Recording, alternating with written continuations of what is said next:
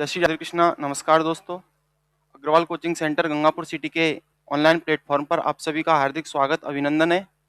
और हमारा जो आज सेशन होगा इंडियन पॉलिटी से भारत का संवैधानिक इतिहास, जो पिछले कई दिनों से ये सेशन चल रहा है, अभी कंप्लीट नहीं हुआ है।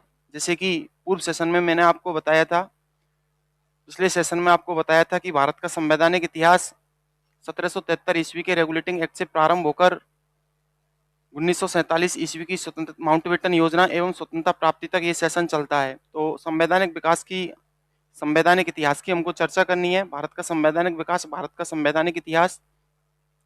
और आज हम स्टार्ट करने वाले हैं 1858 ईस्वी के भारत शासन अधिनियम के बाद 1861 ईस्वी के भारत परिषद अधिनियम से। 1861 ईस्वी के भारत परिषद अधिनियम से। और अधिक से अधिक छात्र छात्राएं इसमें ऑनलाइन क्लास में जुड़ने की कोशिश करें, जुड़ने का प्रयास करें। भारत का संवैधानिक इतिहास।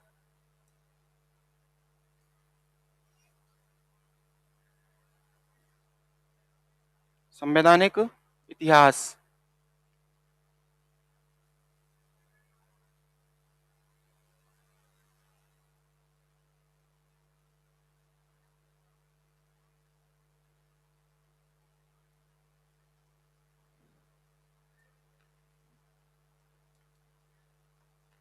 संवैधानिक इतिहास ये आपके 1773 ईस्वी के रेगुलेटिंग एक्ट से प्रारंभ होता है और इसका समापन 1947 की माउंटबेटन योजना एवं स्वतंत्रता प्राप्ति पर होता है। तो हम चर्चा करने वाले हैं आज 1861 ईस्वी के भारत परिषद अधिनियम की। 1861 ईस्वी का भारत परिषद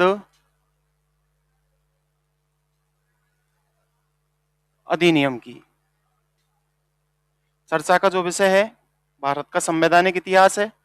और ये प्रारंभ करेंगे हम इसको आज 1861 ईस्वी के भारत परिषद अधिनियम से। तो 1861 ईस्वी के भारत परिषद अधिनियम के तहत पहली बार भारत में जनप्रतिनिधि संस्थाओं की स्थापना की गई थी। भारत में 1861 ईस्वी के भारत परिषद अधिनियम के तहत पहली बार जनप्रतिनिधि संस्थाओं की स्थापना की गई। इस अधिनियम के तहत भारत में पहली बार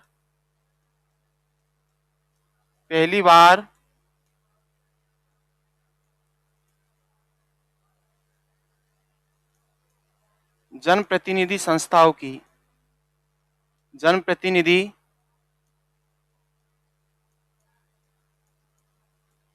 संस्थाओं की व्यवस्था की गई, स्थापना की गई। जनप्रतिनिधि संस्थाओं की स्थापना की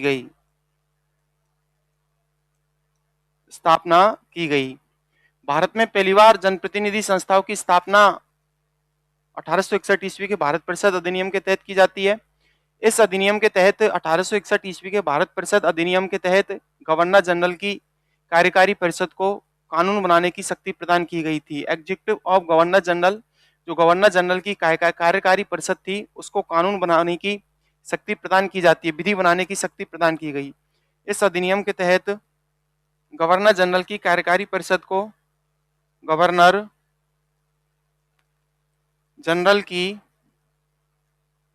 कार्यकारी परिषद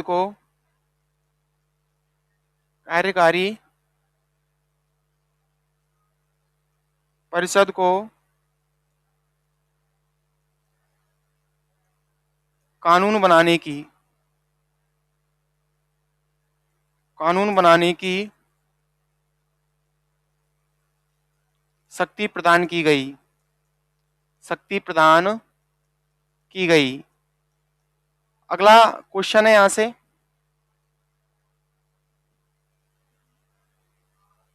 इस अधिनियम के तहत भारत में पहली बार मंत्रिमंडलीय व्यवस्था की शुरुआत की गई। इस अधिनियम के तहत भारत में पहली बार मंत्रिमंडलीय व्यवस्थाओं की शुरुआत की गई। इस अधिनियम के तहत भारत में पहली बार मंत्री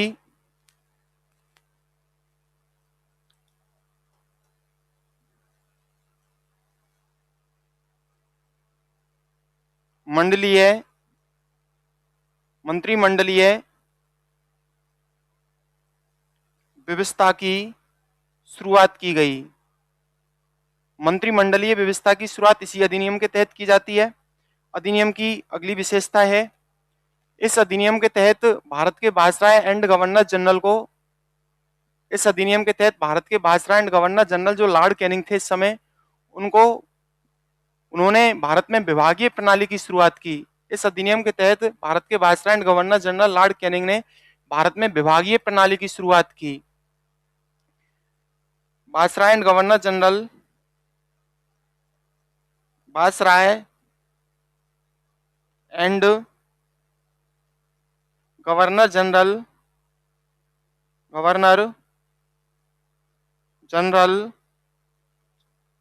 लॉर्ड कैनिंग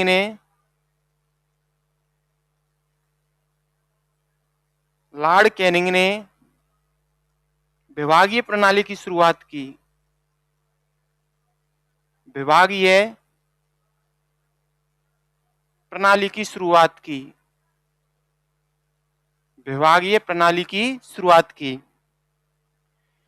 इसके बाद में 1861 ईस्वी के भारत परिषद अधिनियम की जब हम बात करते हैं तो इस अधिनियम की जो अगली विशेषता थी, इस 1861 ईस्वी के भारत परिषद अधिनियम के तहत वायसराय एंड गवर्नर जनरल को किसी भी विधेयक पर अध्यादेश जारी करने की शक्ति प्रदान की गई। गवर्नर जनरल को किसी भी विधेयक पर अध्यादेश जारी करने की शक्ति प्रदान की गई। गवर्नर जनरल को गवर्नर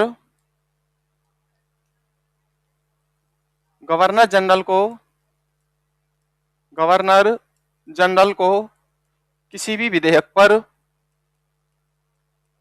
किसी भी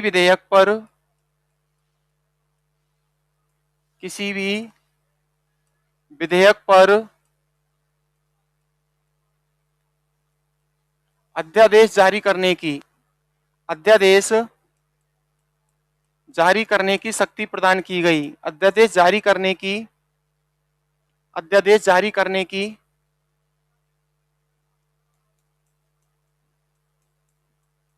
शक्ति प्रदान की गई। इस अधिनियम के तहत 1861 ईस्वी के भारत परिषद अधिनियम के तहत गवर्नर जनरल को किसी भी विधेयक पर वीटो की शक्ति प्रदान की गई।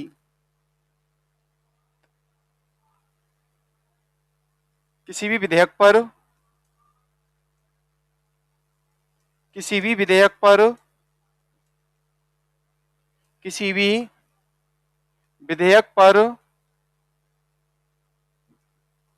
वीटो की शक्ति प्रदान की गई।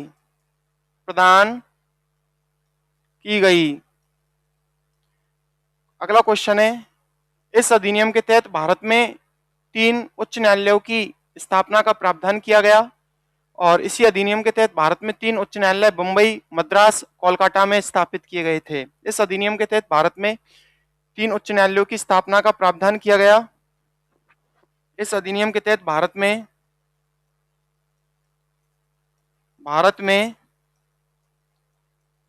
3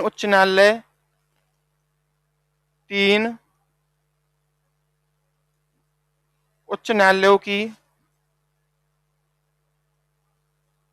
स्थापना का प्रावधान किया गया। 3 उच्च न्यायालयों की, ये अभी निकल के आया तो दिखेगा क्या? ये नहीं दिखेगा।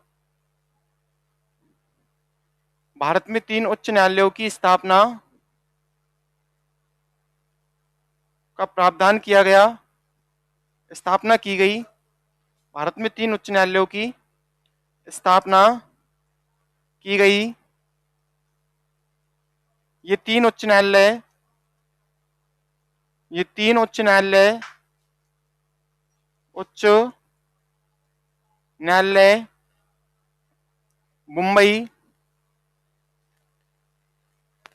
मुंबई,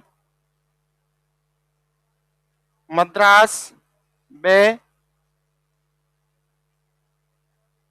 कोलकाता में स्थापित किए जाने थे, स्थापित किए गए, स्थापित किए जाने थे, किए जाने थे। ये हुआ आपका कंप्लीट 1861 ईस्वी का भारत परिषद अधिनियम। ठीक है, 1861 ईस्वी का भारत परिषद अधिनियम आपका कंप्लीट है। 1861 ईस्वी के भारत परिषद अधिनियम के बाद में हम चर्चा करने वाले हैं 1892 ईस्वी के भारत परिषद अधिनियम की। 1892 ईस्वी के भारत परिषद अधिनियम, 1892 ईस्वी का भारत परिषद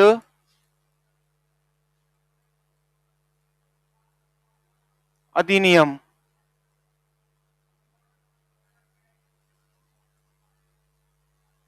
ठीक है, 1892 ईस्वी का भारत परिषद अधिनियम। इस अधिनियम को 1857 की क्रांति के पश्चात भारतीयों में पनपी राष्ट्रीयता, 1885 में कांग्रेस की स्थापना एवं एल्बर्ट विल विवाद, इन इत्यादि घटनाओं ने इस अधिनियम को 1892 ईस्वी के भारत परिषद अधिनियम को पारित करने के लिए ब्रिटिश सरकार को बाध्य किया।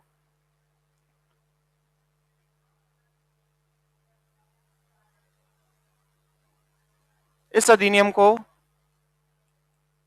इस अधिनियम को इस अधिनियम को 1857 की क्रांति के परिणाम स्वरूप भारतीयों में पनपी राष्ट्रीयता, 1857 की क्रांति के फलस्वरूप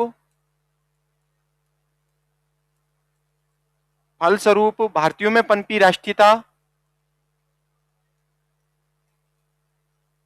भारतीयों में पनपी राष्ट्रीयता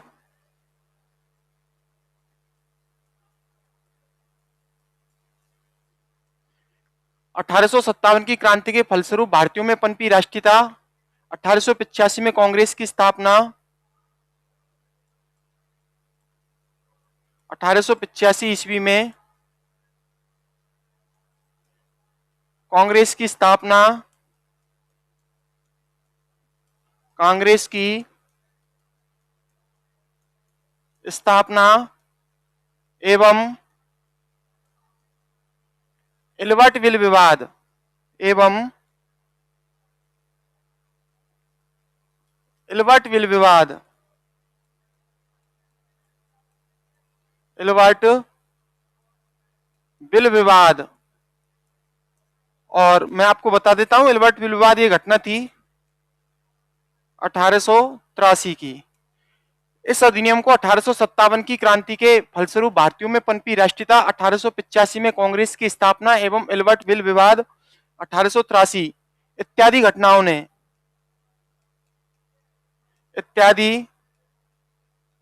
ने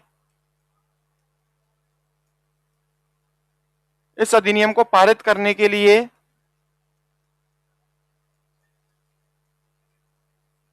इस अधिनियम को पारित करने के लिए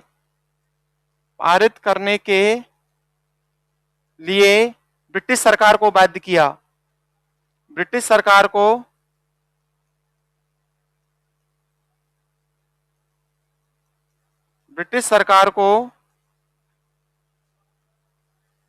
बाध्य किया। ब्रिटिश सरकार को बाध्य किया। इसको लगा दो, इसको गेट को लगा दो। ब्रिटिश सरकार को बाध्य किया। इस अधिनियम के तहत भारत में पहली बार बजट पर बहस प्रारंभ हुई। इस अधिनियम के तहत भारत में पहली बार बजट पर बहस प्रारंभ हुई। इस अधिनियम के तहत भारत में पहली बार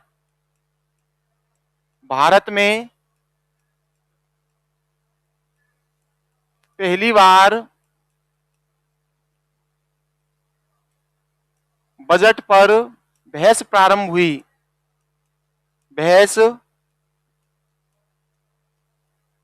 प्रारंभ हुई। इस अधिनियम के तहत भारत में पहली बार अप्रत्यक्ष निर्वाचन प्रणाली की शुरुआत की गई। अप्रत्यक्ष निर्वाचन प्रणाली की शुरुआत की गई। इस अधिनियम के तहत भारत में पहली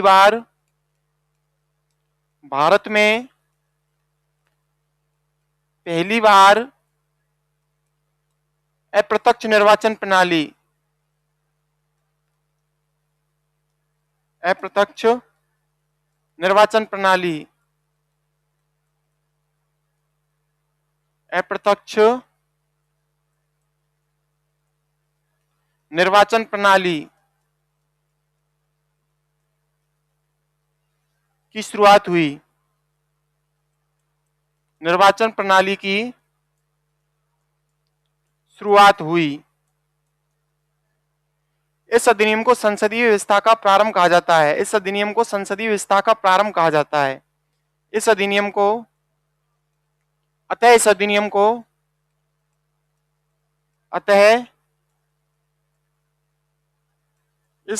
को संसदीय शासन व्यवस्था का प्रारंभ कहा गया। संसदीय शासन व्यवस्था का प्रारंभ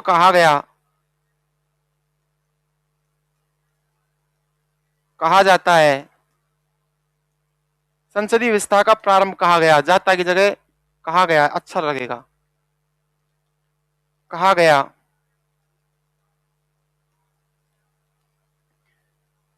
सुरेंद्रनाथ बनर्जी ने इस अधिनियम को संसदीय शासन व्यवस्था का शुरुआत एवं प्रतिनिधात्मक शासन की नींव का प्रस्तर कहा। सुरेंद्रनाथ बनर्जी ने, कमेंट याद रख लेना, सुरेंद्रनाथ बनर्जी ने इस अधिनियम को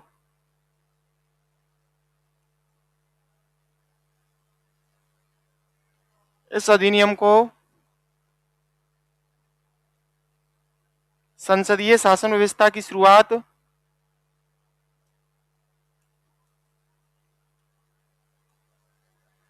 संसदीय शासन व्यवस्था की शुरुआत व प्रतिनिधात्मक शासन की नींव का प्रस्तर कहा। प्रतिनिधात्मक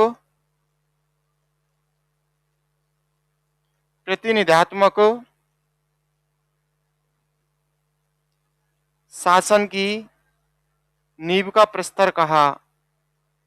नींव का प्रस्तर कहा। यह आपका 1892 ईस्वी का भारत परिषद अधिनियम कंप्लीट। इसके बाद में हम चर्चा करने वाले हैं 1909 ईस्वी के मार्ले मिंटो सुधार अधिनियम की। 1909 ईस्वी के मार्ले मिंटो सुधार अधिनियम की।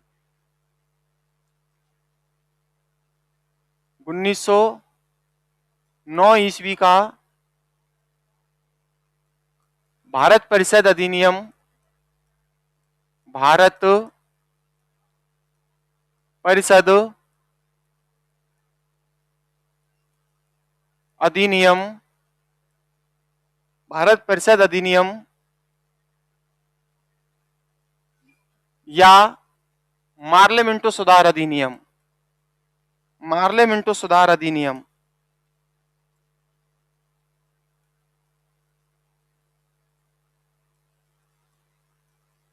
मार्ले मिंटो सुधार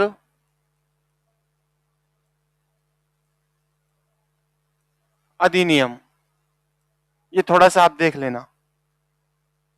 1909 ईस्वी का भारत परिषद अधिनियम या मार्ले मिंटो सुधार अधिनियम के नाम से इसको भी जाना जाता है। 1909 के अधिनियम को जाना जाता है। आज क्या बात है, कमेंट नहीं कर रहे भैया, एक भी कमेंट नहीं है।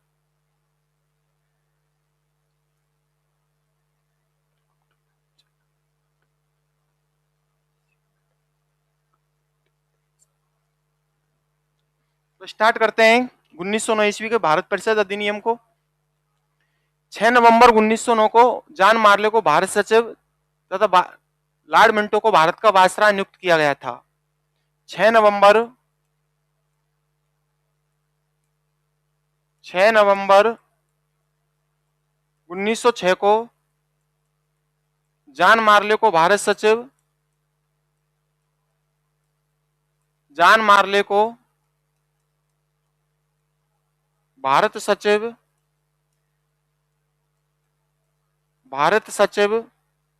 व लॉर्ड मिंटो को भारत का वायसराय नियुक्त किया गया। लॉर्ड मिंटो को भारत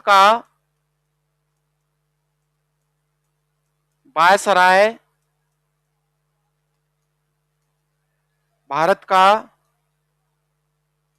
वायसराय नियुक्त किया गया।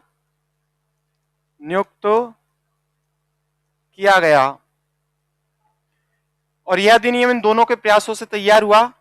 और यह अधिनियम इन दोनों के प्रयासों से तैयार हुआ। यह अधिनियम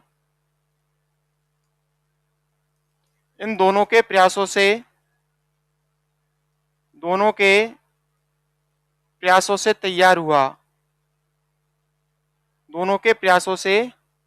तैयार हुआ।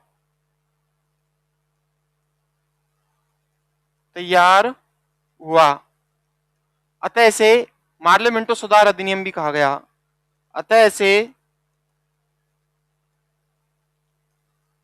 मार्ले मिंटो सुधार अधिनियम भी कहा गया।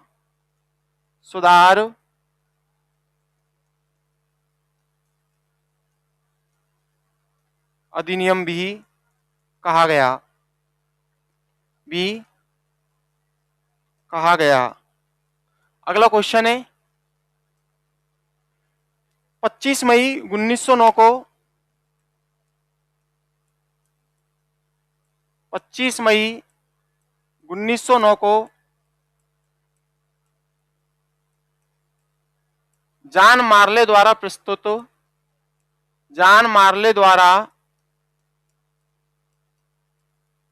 प्रस्तुत Indian councils bill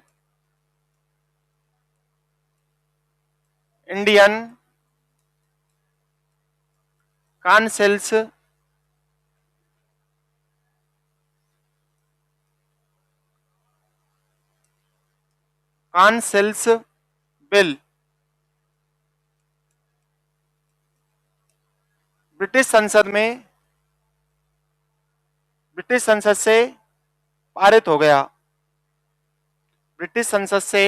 councils bill British संसद से पारित हो गया।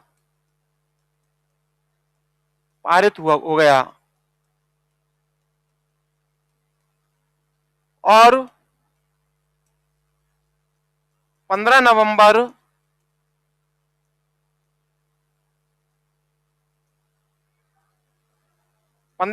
1909 को राजकीय अनुमति मिलने के बाद 15 नवंबर 1909 को राजकीय अनुमति मिलने के बाद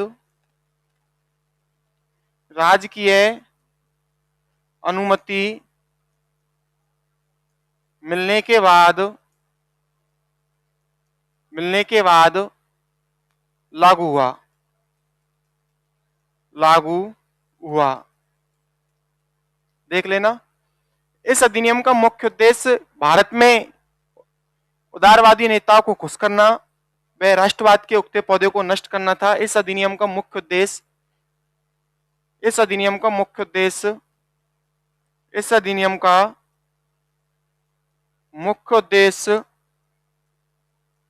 उदारवादी नेताओं को खुश करना,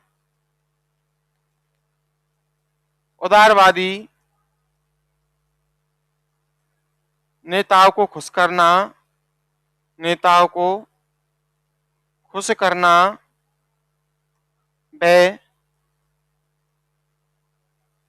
राष्ट्रवाद के उगते पौधे को राष्ट्रवाद राष्ट्रवाद के उगते पौधे को नष्ट करना था। उगते पौधे को नष्ट करना था। नष्ट करना था। अगला क्वेश्चन है, इस अधिनियम के तहत गवर्नर जनरल की कार्यकारी परिषद में एक भारतीय सदस्य को नियुक्त करने की व्यवस्था की गई। इस अधिनियम के तहत, अच्छा एक कमेंट आया अभी तक, और भैया ये थोड़ा सा देखो गलत बात है, आप इसको शेयर नहीं करते तो शेयर करो, ठीक है, तभी पढ़ने में मजा आएगा। राजन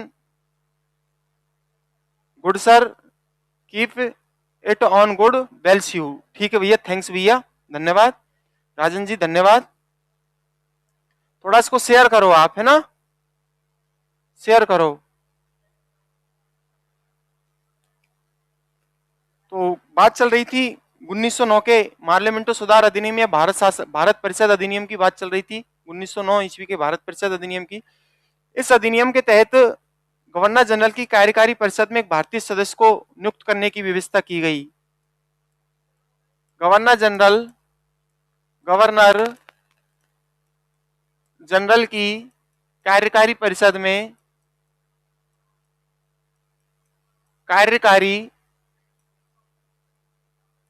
परिषद में एक भारतीय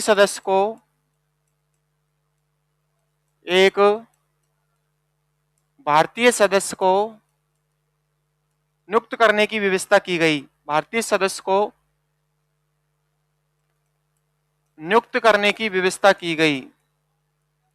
नियुक्त करने की व्यवस्था की गई। व्यवस्था की गई। प्रथम भारतीय सदस्य के रूप में सत्येंद्र सिन्हा को नियुक्त किया गया। प्रथम भारतीय सदस्य के रूप में प्रथम भारतीय सदस्य के रूप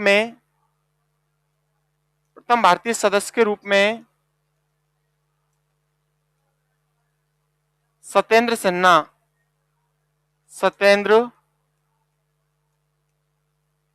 को नियुक्त किया गया था।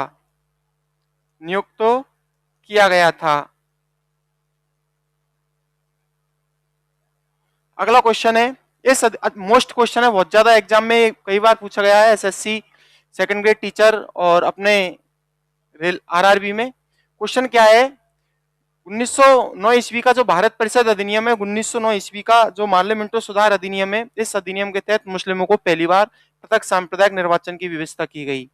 यानी मुस्लिमों को पहली बार पृथक सांप्रदायिक निर्वाचन की व्यवस्था किस अधिनियम के तहत की जाती है, तो 1909 ईस्वी के भारत परिषद अधिनियम के तहत। इस अधिनियम के तहत मुसलमानों को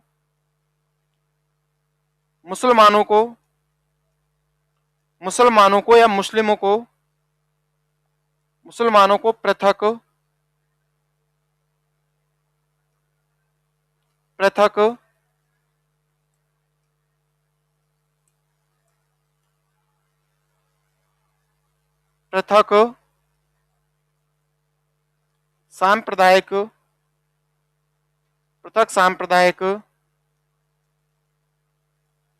निर्वाचन की व्यवस्था की गई। अच्छा क्वेश्चन है। इस अधिनियम ने भारत को सांप्रदायिकता एवं भावी विभाजन में बांटने का काम किया। इस अधिनियम ने भारत में सांप्रदायिकता एवं भावी विभाजन को बांटने का काम किया। इस अधिनियम ने भारत को सांप्रदायिकता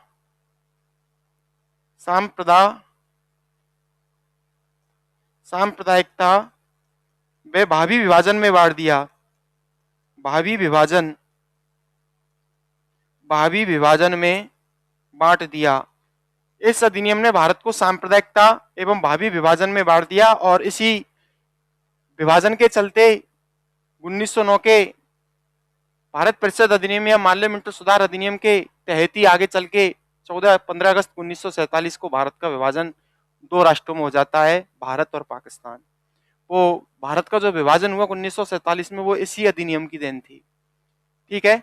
सांप्रदायिक निर्वाचन का जनक जॉन मार्ले को माना जाता है। सांप्रदायिक निर्वाचन का जनक सांप्रदायिक निर्वाचन का जनक, सांप्रदायिक निर्वाचन का जनक जॉन मार्ले या लॉर्ड मार्ले को माना जाता है। इसी जॉन मार्ले ने वायसराय लॉर्ड मिंटो को एक पत्र में पृथक निर्वाचन के बारे में लिखा कि हम ऐसे घातक विष बीज बो रहे हैं जिसकी फसल बड़ी कड़वी पैदा होगी। ये इसी ने लिखा था। इसने जॉन मार्ले, भारत सचिव जॉन मार्ले ने वायसराय लॉर्ड मिंटो को एक पत्र में पृथक निर्वाचन के बारे में लिखा कि हम भारत में ऐसे विष बीज बो रहे हैं, ऐसे घातक विष बीज बो रहे हैं जिसकी फसल बड़ी कड़वी पैदा होगी। और इसी के चलते 14-15 अगस्त 1947 की मध्य रात्रि को भारत दो टुकड़ों में बट गया, हिंदुस्तान और पाकिस्तान। इस अधिनियम ने भारतीयों को विधि निर्माण में प्रशासन का अधिकार दे दिया। इस अधिनियम ने भारतीयों को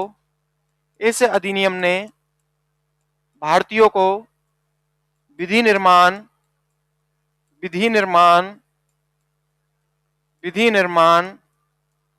एवं प्रशासन का अधिकार दे दिया। विधि निर्माण एवं प्रशासन का अधिकार दे दिया। विधि निर्माण एवं प्रशासन का अधिकार दे दिया। इसके बारे में एक कमेंट है के एम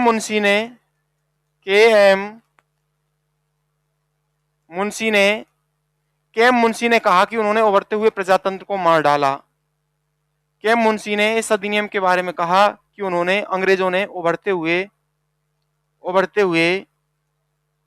प्रजातंत्र को मार डाला। यह अधिनियम अंग्रेजों की फूट डालो और राज करो की नीति पर आधारित था। यह अधिनियम अंग्रेजों की फूट डालो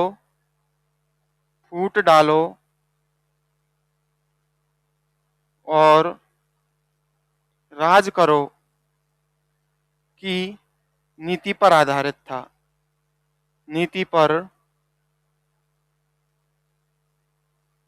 था। तो थोड़ा सा आप देख लेना। ये मैंने आपको बताने का प्रयास किया है। ये आपका 1861 ईस्वी का भारत परिषद अधिनियम, 1892 का भारत परिषद अधिनियम, 1909 का भारत परिषद अधिनियम, जिसे मार्ले मिंटो सुधार अधिनियम कहा गया, को थोड़ा सा एक्सप्लेन करने की कोशिश की है, एनालिसिस करने की कोशिश की है। और मैं अतिशीघ्र ऑनलाइन टेस्ट सीरीज चालू करने वाला हूं। तो आप ज़्यादा से ज़्यादा इस वीडियो को शेयर करें, क्लास को ज़्यादा से ज़्यादा शेयर करें, लाइक करें, कमेंट करें। तो मित्रों, साथियों, आप सभी का हृदय से आभार, धन्यवाद, साधुवाद। ठीक है सर, बंद कर दो।